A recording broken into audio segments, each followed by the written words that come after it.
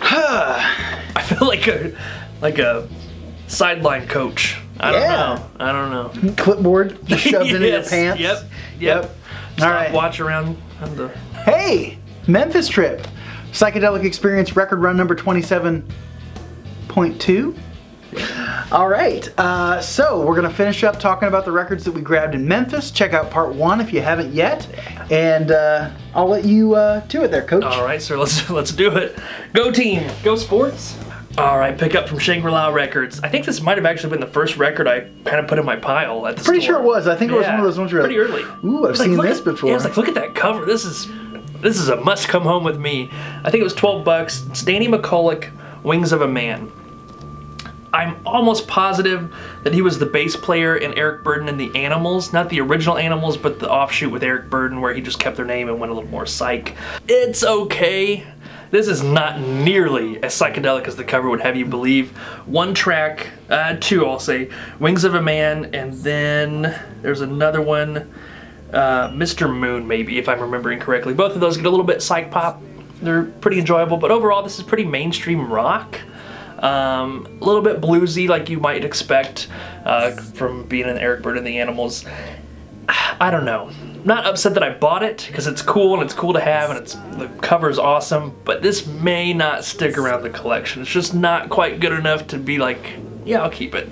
So it'll stay for now, but it might be a future purge. Gotcha. But overall, it's okay. It happens. Yeah. See what I see. Okay, so one of the sort of cheaper records that I came across at Goner Records was Nilsson the Point. And I think this was like a $6 pickup. I've seen it for cheaper than that, but it's in okay shape. A little bit of ring wear. Got the gatefold with the Nilsson picture in there. Sorry, I didn't mean to hit you in the face with that. And it does have the full nice color booklet and everything that goes along with it. So that's cool. This is kind of, I mean, it's pure pop concept album. It's, for me, it's not one of those things where I'm like, oh man, it's so great, it's just so creative, but it's fun. It's, you know, it's just fun, and you're like, wow, Nilsson was a songwriter who didn't mind having a little bit of fun. And I gotta say, this album has a mildew smell that will not quit. I have put a dryer sheet in there. I think I might need another one in this one, but anyway, it's Nilsson the Point, and it's a lot of fun pop, so check it out.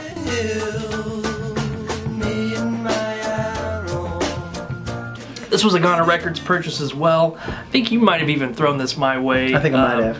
Yellow Balloon, self-titled. This is what you would expect it to be, I guess, looking at it. It's sunshiny, man. Sunshine pop all the way. Who could have guessed? Right. It's good, though. It's really good. There's a little bit of a garage edge to it on a few tracks. Get a little bit raved up, I guess, if you want to say that.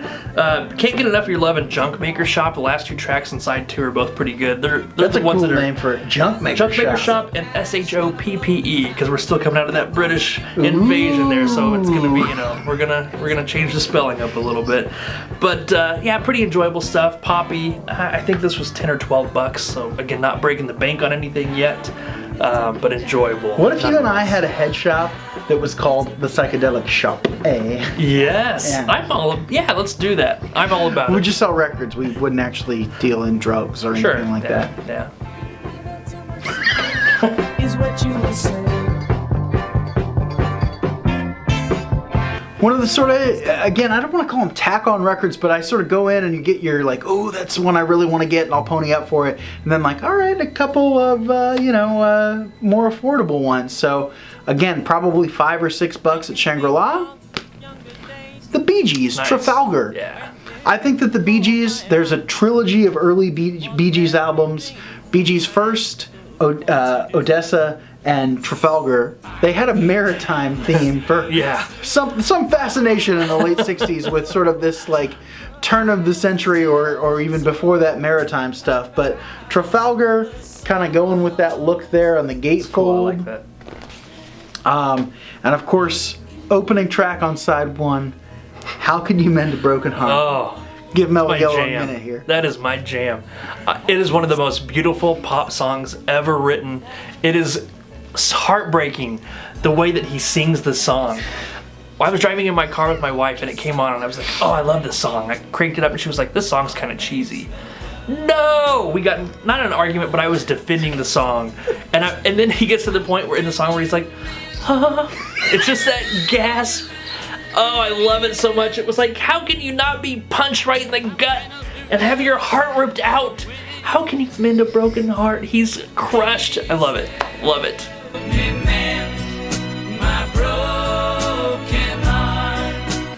From Audiomania. This was cool. One. It called my name, man. I saw it in the bins. This was the pony up. This was $20 right off the bat. I mean, first shop we went to was like, oh, I bought this in Orpheus. You couldn't get that Jackson out of your pocket fast enough on this one, man. It looks so cool. Look at the cover, man, and look at the back cover. Whenever you have a band with a fisheye photo, just take my money. If you don't want to listen to that, you're not into Psych. Exactly. If like you don't see fisheye photo, Right, no, and look at the clothes they're wearing. These guys are BA. That's the wardrobe for the DJ Mellow Yellow and the Psych Professor freak out down the street video. Yeah. Oh man, this is Mephistopheles. In frustration, I hear singing again. Come on, how can you not buy this record? It's not as good as it sounds. But it's still pretty cool. It is cool. I enjoy this. It does get a little bit progressive. I think this was from '69. Pretty enjoyable though. Nothing overstays its welcome. Longest track on the album is 4 minutes long.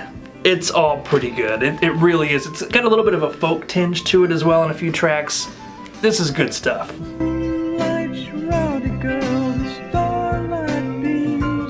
Another one from Shangri La. Shangri La and Goner. They produced quantity and quality. This is the split level. You'll see it listed sometimes as self-titled or what's listed on the back, Divided We Stand. Pop. This is pop, harmony, vocal pop kind of stuff, but really, really ambitious. I would kind of compare this to the more experimental Beach Boys type stuff. Nice. You know, it's not as good as Pet Sounds, obviously. I'm not crazy, but it's enjoyable. It's really, really ambitious, experimental. It doesn't get psychedelic necessarily, but because of what they're doing on the album, it can kind of maybe take you to a higher plane in pop music. I don't know if that made any sense. Best track on here, Looking at the Rose Through World-Colored Glasses. So see what they did there with the switcheroo? I'm all about it, man. This is my kind of pop music. It's not Sunshine, but it's just so good. It's hard to describe, so just take a listen to the clip that we drop in here. It's really enjoyable. And this was cheap. This was $12. You can get it even cheaper than that. So. Looking at the rose through world-colored glasses. So this next one I got at Shangri La as well. I was really excited about this, and then I gotta say, for a band that I've liked everything I've heard from them, this kind of just went in a direction I didn't love. The Fugs, It Crawled Into My Hand, Honest. I think I just need this one to grow on me. It just wasn't what I was expecting. It's a little bit more folky. Obviously the Fugs were not like a deep psych band in their instrumentation or anything like that. It's cool though. I mean, I'm not saying I'm disappointed with it, because it is a white label promo copy. Cool. So yeah, it's neat to have that one there. This is their 1968 album. I think, in all honesty, I'm probably, when it comes to the Fugs, I'm just gonna fall on the side of I like the early stuff. The first couple albums, the Fugs, they were just an irreverent, iconoclastic band, and it's cool to have this 1968 album LP as a promo copy of it. So yeah, it's gonna grow on me. I think I need to give it time. Skies are green and fields are silver. I gotta thank you for this one, sir, because I think you found this, again, a lot of, hey, look what I found for you. Hey. You were sending love my way. Yep, handoffs. This is awesome. The Mothers of Invention, Freak Out. This was $20, I believe, so again, not paying up a lot for this, because you can see this a lot for 40 and 50 bucks. Oh yeah, sometimes, no doubt. Yeah, $20 in Goner Records. This cover actually was the cover I got at a record show for $2, so I did do a little bit of a Frankenstein. This is an original with the map instructions, or whatever you want to call that there, and it is a mono copy as well. I'm very excited about this. This album is so good. It's been on my want list for a long time. This is a must-have if you're into psychedelic music, or if you're just into rock history. This is an important, seminal album.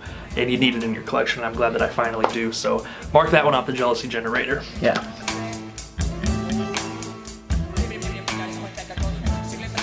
All right, this is what I've been looking for a long time. I saw a copy a while ago that our friend Brian had for sale, and I don't know what it was, but I never asked him about buying it, and I've kicked myself in the pants because the price went up on it as soon as Lou Reed died. Transformer. So I've had this album on CD forever. This is one that for me, I like this whole album, but the standout tracks are truly standout. Satellite of Love is a good song, but that one for me is not like way up there in the pantheon.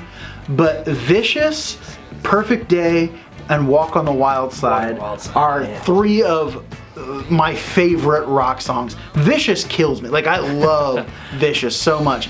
I am a huge fan of Kiss Off songs. Like, any song that's like, you know, I used to like you, but man, you just suck now. That's probably my favorite tone and emotion of songwriting. Yeah. Good to know. So, yeah. Lou Reed, Transformer, great album.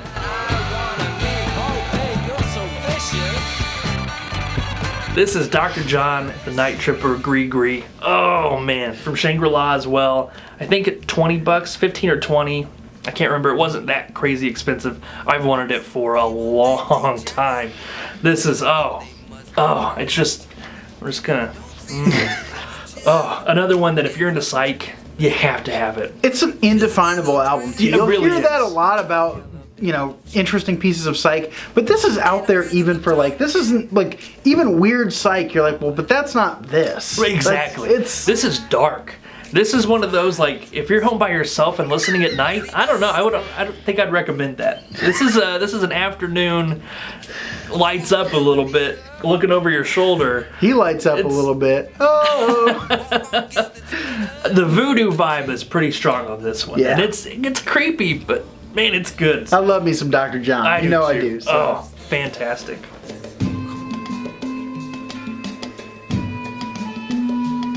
All right, and then sort of the find of the trip for me came at Goner Records. All right.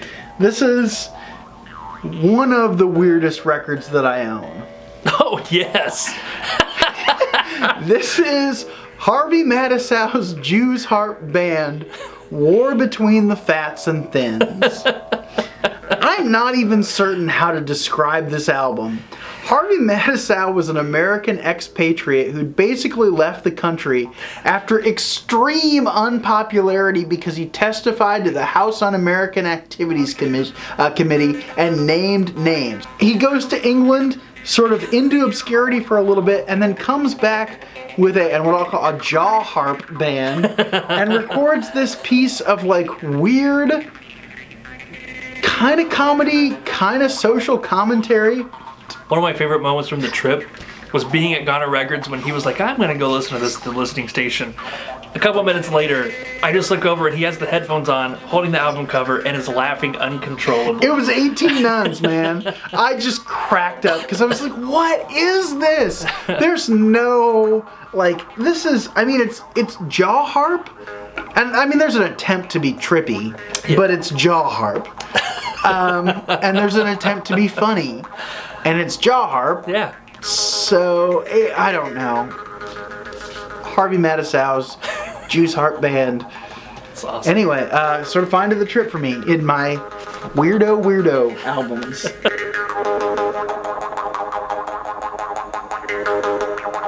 This is the last one I'm going to show, and this was actually my last purchase of our Memphis trip from Tupelo, Mississippi at Rockstar Records.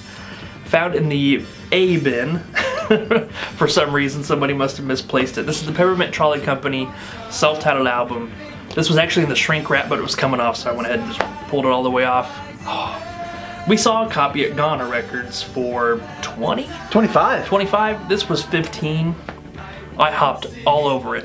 Just based on the cover alone, I knew the album, you know, didn't really know the material on it, and didn't know its reputation. Oh my gosh. This is amazing. This is probably my favorite find of the trip. Kind of a poor man's Odyssey and Oracle. So it's pop, very ambitious pop. This does get a little bit psychedelic on a few tracks, specifically the last song, Fatal Fallacy. half the tracks on this are like relationship, what you'd expect from pop, like, oh, we broke up, I'm sad, or oh, I'm in love and I'm happy.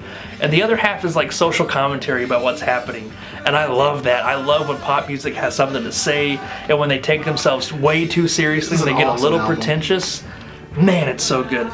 Beautiful Sun is the best track on the album. Fatal Fallacy is my second favorite. Like I said, it gets a little bit pretentious. I've liked everything I've heard from this too, and I'm really I'm gonna need you to digitize this one for me. Absolutely. And like I said, it's pop, but it's ambitious. It's a little bit psych. That's my main vein of pop. Yes, it is. Fantastic stuff.